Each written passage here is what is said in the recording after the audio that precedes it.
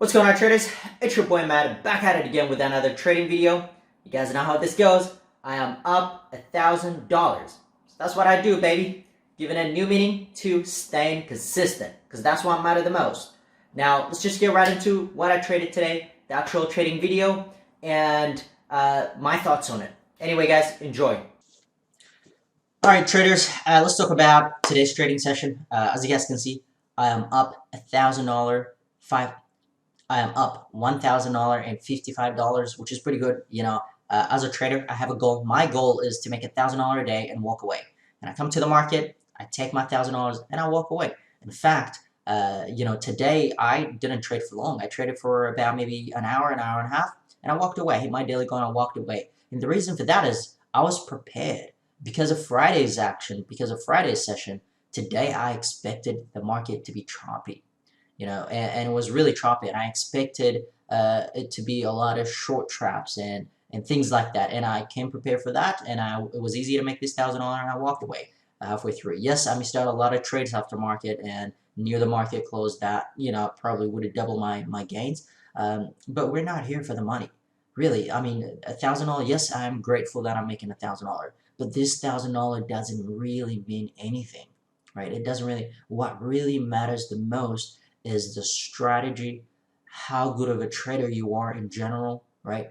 How good are you in those three pillars of being a day trader? How good are you with your strategy? How good are you with your emotions? How good are you with your risk management, right? Those things matter the most than anything else. And if you got good at that, it would reflect on the P&L.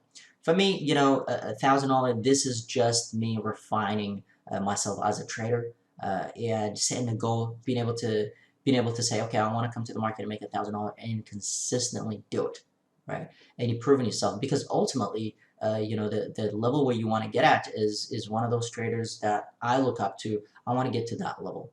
That's the level where, as a trader, I want to be at. And those people make, if you look at Matt, he made $1 million a month in 1 month. That's crazy, right? But it's possible. And the only way it's possible is because he's good at the process. He's good at trading. He's good at the process, and he's good at controlling his emotions and executing trades. And he doesn't really care about whether he's made $100,000 or $1 million.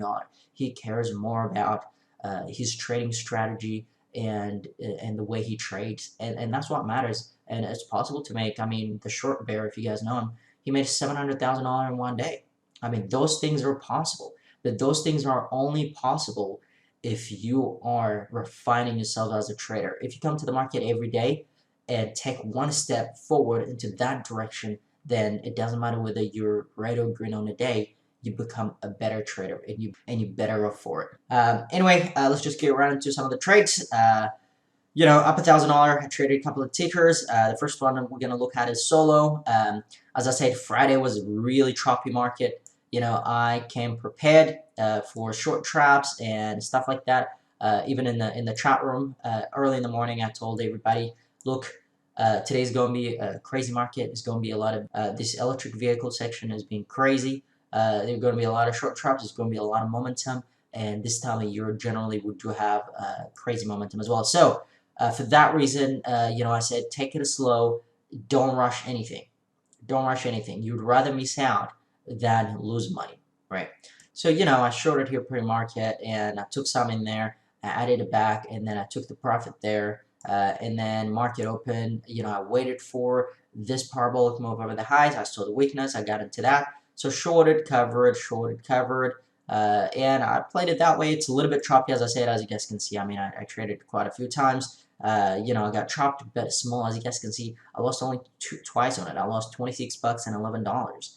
But the rest is all green because I came prepared. The next trade that I took was KXIN. KXIN, same thing, as you guys can see.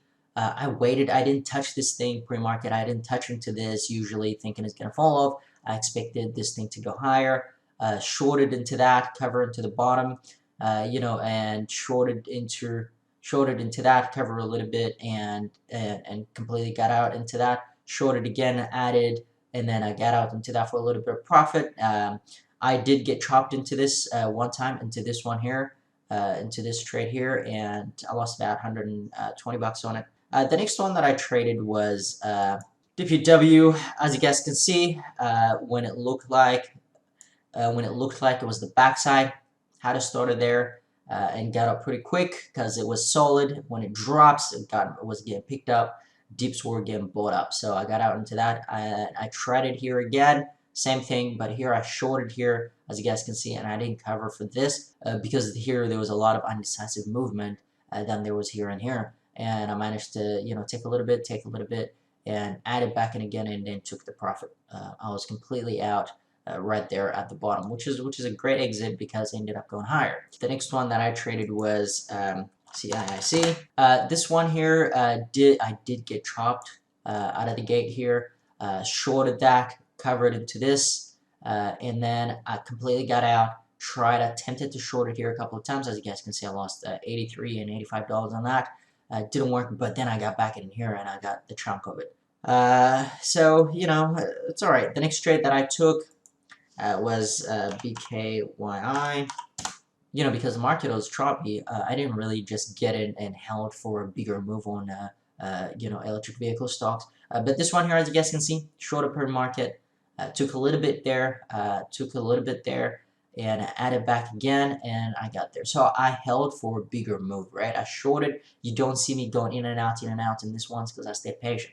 But with electric vehicle, supply and demand is crazy. There's a lot of demand in this thing, and they were trapping shorts and ripping into short space, and a lot of shorts lost a lot of money. Let's have a look at some of the traders that I'll look up to, how it went. As you guys can see, the small short right here, he's down about $5,200. Not a massive loss, but not a great one as well. Chris Verma, he was down yesterday as well, and today he's down about almost $100,000. So he lost almost $100,000 in today's trade, and traded the same tickers. DPW traded FTK. So these are the trades that I took as well, and he lost on it. But in general, he's a millionaire, so losing a 100,000, he can make it back, and that's that. And Matt as the Madman, he was doing great. He was up actually, about $70,000. Traded AYRO into the day near the market close, and ended up losing $60,000 on that one.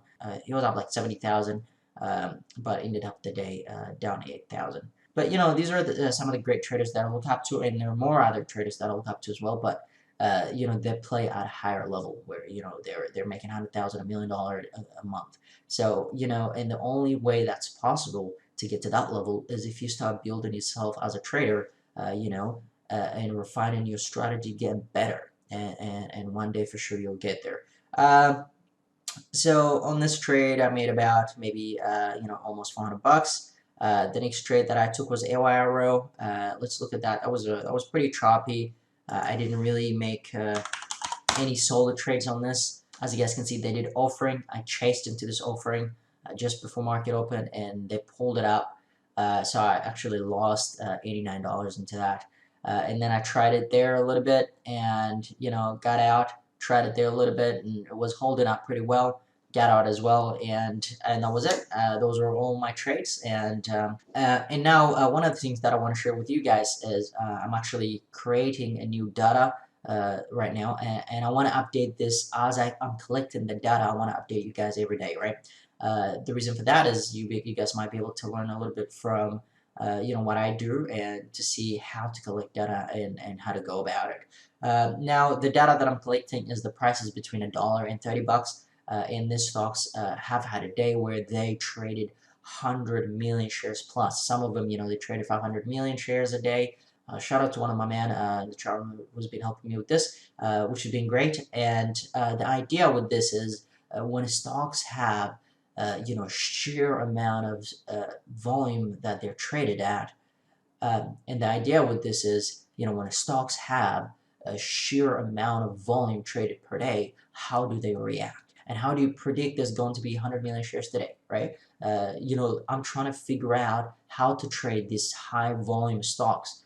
If you guys remember SPI, this day right here, when it went from, literally from, $1.30 all the way to $46 per share, on that particular day, it was traded 348 million shares on that particular day, and there was no any day like that, right? So the thing that I want to figure out is by collecting enough data of plays like this, where they went crazy with an abnormal amount of just sheer amount of share size, how do they react? When do you want to short? When do you want to long? How do you predict from these things happening? How would you have known SPI was going to go to $40 before it did? And there was a telltale sign. I mean, this thing was low floater and it was trading, it was trading 10 million shares before market open.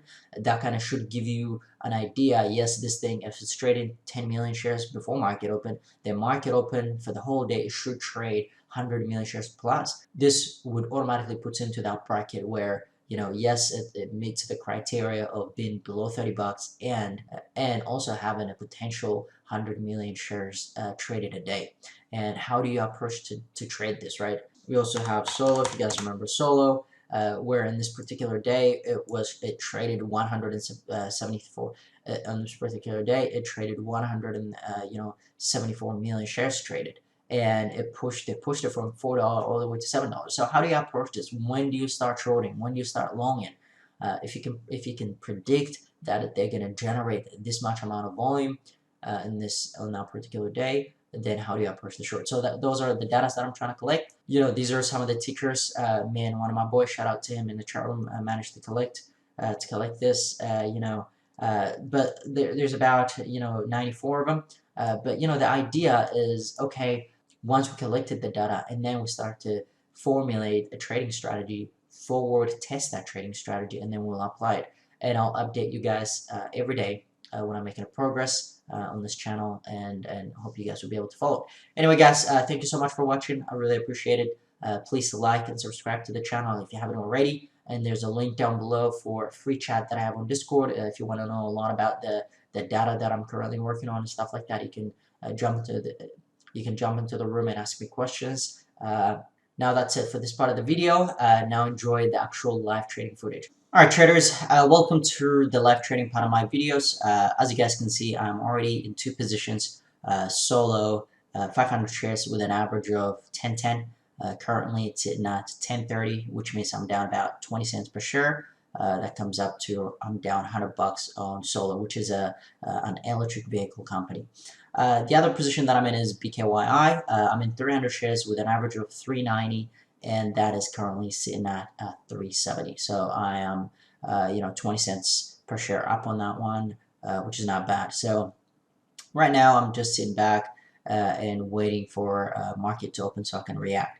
Now some of these trades are happening on on a separate monitors that I have, because I do have 6 monitors, and I have separate trades happening on different monitors that I'm not recording. As you guys can see, I jumped in AYRO as well with 300 shares with an average of 850. I added again 600 shares with an average of 860 at the moment. But that thing, what happened was they just did an offering, and it dramatically dropped, and I just trying to jump in there, but it's holding up dangerously. So I'm in 900 shares at the moment with an average of 860, and this thing is not continuously falling down, which means dips are being bought. So they did offering, it dropped I think about $1 per share, and now it's getting bought up. So I don't like how it's holding up. I was anticipating this would continuously start to go down, but it's not, so I'm taking it off. From 900, I'm only holding 250, but I added here again. My average is 880. It's at 870 at the moment.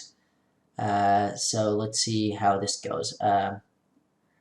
Solo did drop as well. I took a lot of the profit into that drop. I'm only holding a little bit.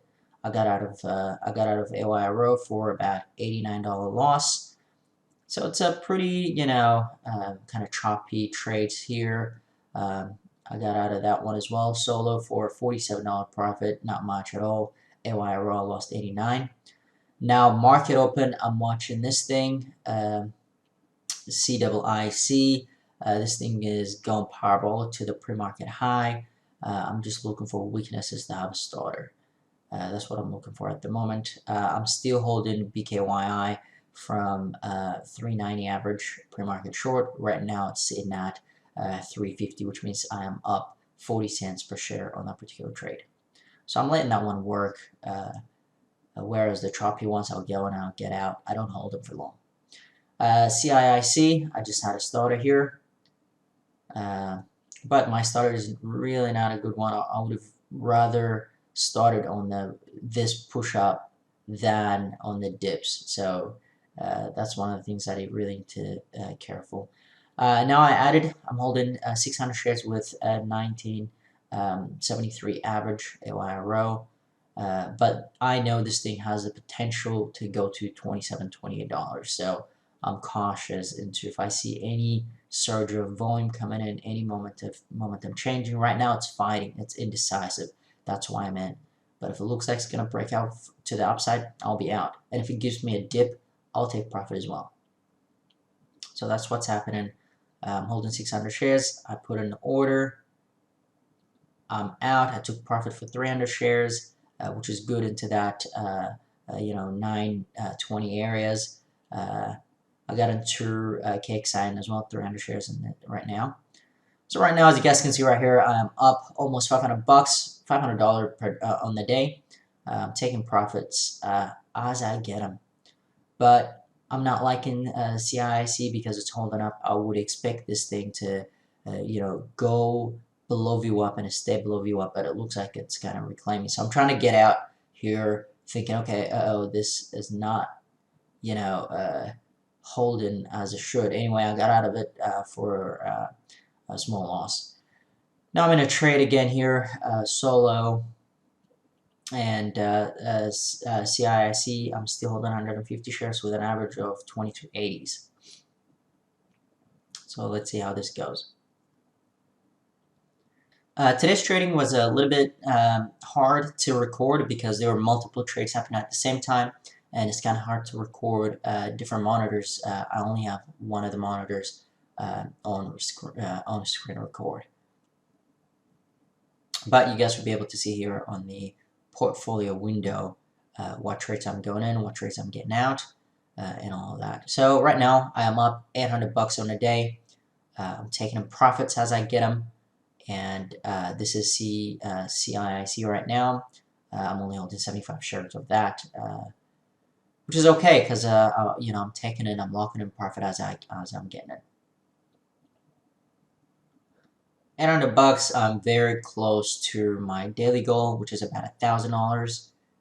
So I hit $1,000. I'm probably gonna stay for a little bit and then walk away. People. Sometimes they have profits on the tail, but they don't take them, and they turn those winners into losers. And I try to prevent myself from that happening as much as possible. Anyway, guys, thank you so much for watching. I really appreciate it. If you haven't already, like and subscribe to the channel. Make sure you comment down below. The takeaway from today is, and if you have any questions, ask it down below in the comment section, so I'll answer it next time. Thank you.